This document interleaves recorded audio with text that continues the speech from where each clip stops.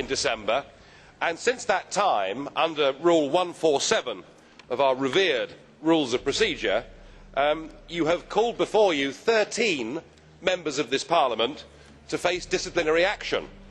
And it seems to me that this has been done on a pretty arbitrary basis. One of the ones that you've called, Cathy Sinnott from our group, I doubt has ever shouted at anybody in her life. Another one of the members that you called to appear before the headmaster's study, an Austrian member, was actually in Frankfurt on the day, so he must have one hell of a voice, mustn't he? And I ask, why only 13? There were about 80 of us involved in these so-called disturbances. In fact, you named me yourself in the Conference of Presidents as being one of the causes of the trouble. So why am I not being punished? I'm Spartacus. I'm Spartacus. Oh my, I'm Spartacus.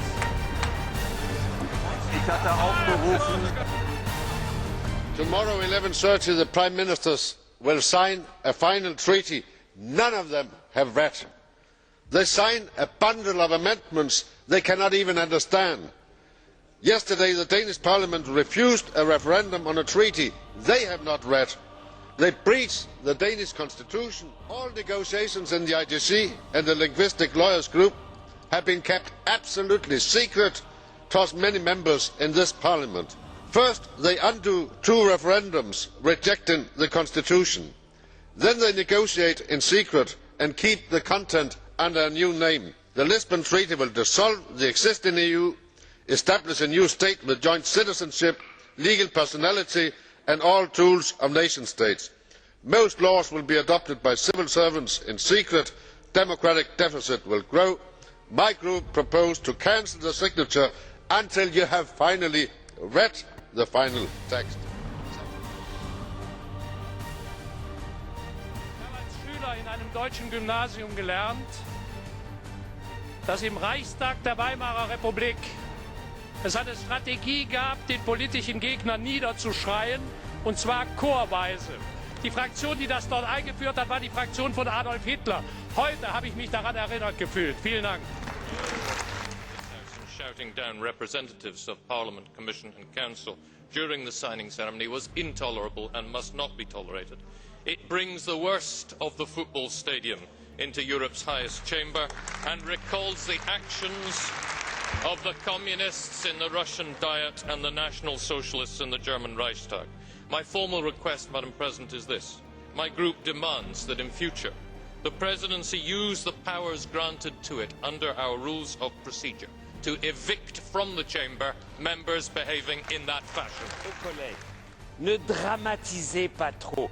S'il y a 50 fous dans une salle, il y en a 700 qui sont contre, et ne faites pas une histoire d'État parce qu'il y a 50 débiles mentaux qui ont dérangé ce qui s'est passé tout à l'heure. Calmons-nous, calmons-nous, et Graham, ne demandons pas la sortie physique. Je crois qu'un Parlement libre est un Parlement qui supporte des fous, même s'ils sont désagréables. I took part in a peaceful manifestation against a celebration of a charter which is part of a constitution where I cannot even get the consolidated text and see the relevance and the meaning. And you cannot as well. What you are going to sign tomorrow is a treaty none of you have read simply because it's not possible to read it.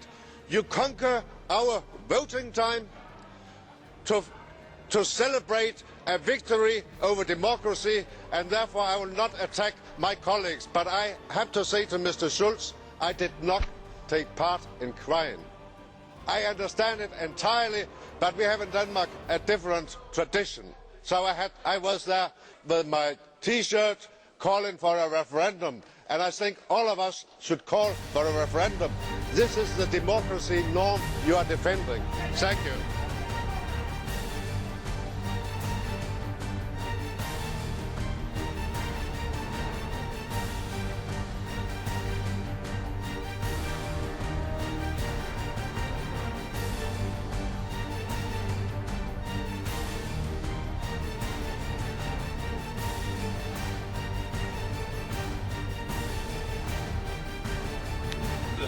relies on Rule 170, paragraph 4, to make the point that this proposal that we're being asked to vote on gives the President of this Parliament such arbitrary and dictatorial powers that no one that believes in democracy would ever even consider it. But to be asked for us to vote on it when the political groups in this Parliament have not even had time to discuss it, surely cannot be right. And so I ask that this vote is adjourned to the next session in Strasbourg so that people actually get a chance to understand the huge implications of this vote if it's passed. Could it be that the reason you've acted in this arbitrary fashion, tearing up the rule of law, is because you are taking out on us the surrogate contempt you feel for the national electorates who keep voting no on the Lisbon Treaty whenever they're given the opportunity? If I'm wrong, prove me wrong by holding the referendums that you used to support when you thought you could win them. Put the Treaty of Lisbon to the people. Pactio Olicipiensis. Mr. President, an absolute majority is not the same as the rule of law. I accept that there is a minority in this House in favour of a referendum, that there is a minority in this House against the ratification of the Lisbon Treaty. But this House must nonetheless follow its own rule books.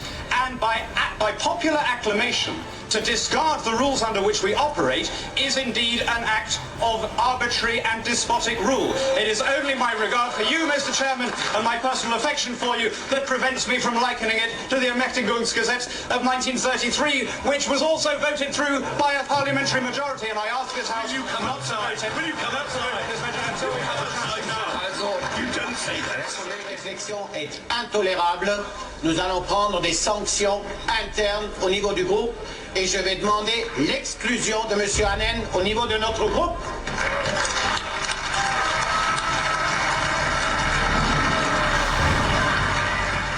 I'm surprised we have the front to call this a debate, because the Minister didn't tell us any of the substance of the negotiations.